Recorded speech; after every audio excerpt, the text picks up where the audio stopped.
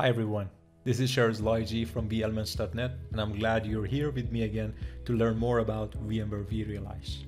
In this video, I'm going to walk you through the deployment of vRealize Log Insight by use of vRealize Suite Lifecycle Manager. If you like the content, subscribe to the channel and also hit the like button to get notified when we add new video. So we installed vRealize Suite Lifecycle Manager in the previous video. And now the first thing that we want to do is to go ahead and deploy one of the vRealize Suite products like vRealize Log Insight.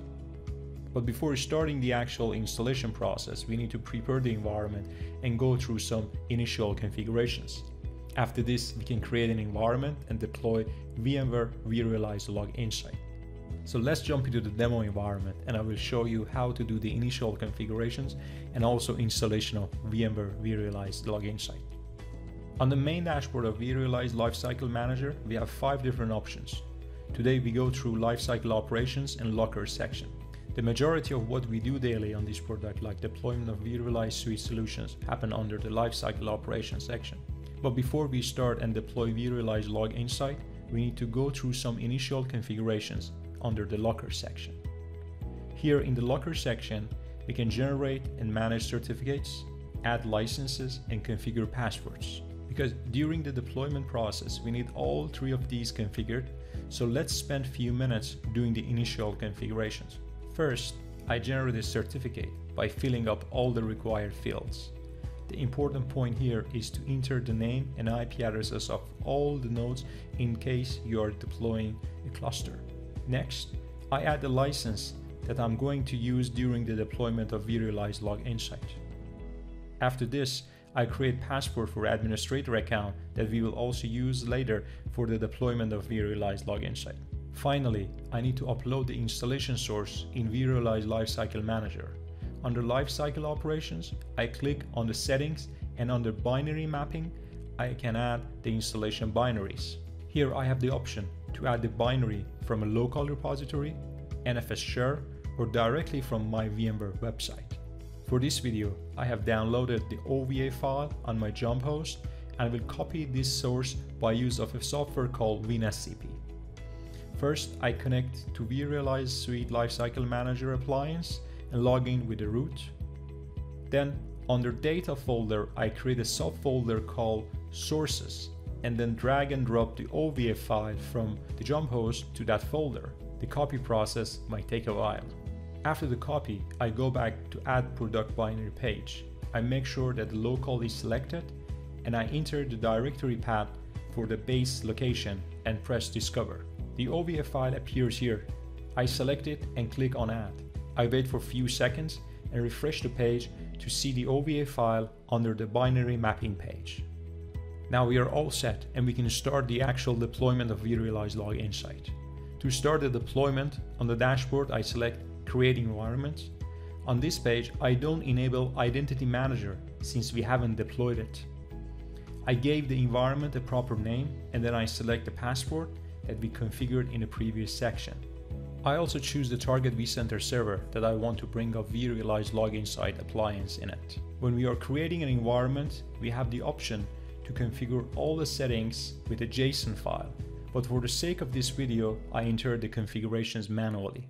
I also keep the customer experience improvement program as it is and click on Next. On this page, we select the vRealize product that we want to implement. I scroll down and choose vRealize Log Insight.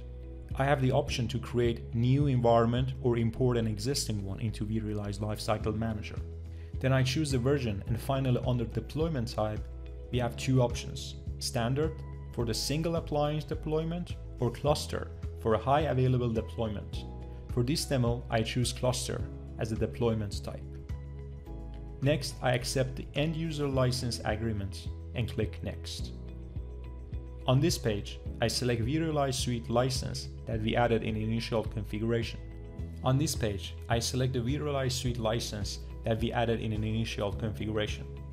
After adding the license, I need to validate it to make sure it is valid for this product. On the next page, I choose the certificate that we also generated during the initial configuration. Here, on the infrastructure page, I add the vCenter server, cluster, port group, and also data store that I want to deploy the virtual appliances in it. I also select team provisioning for this deployment.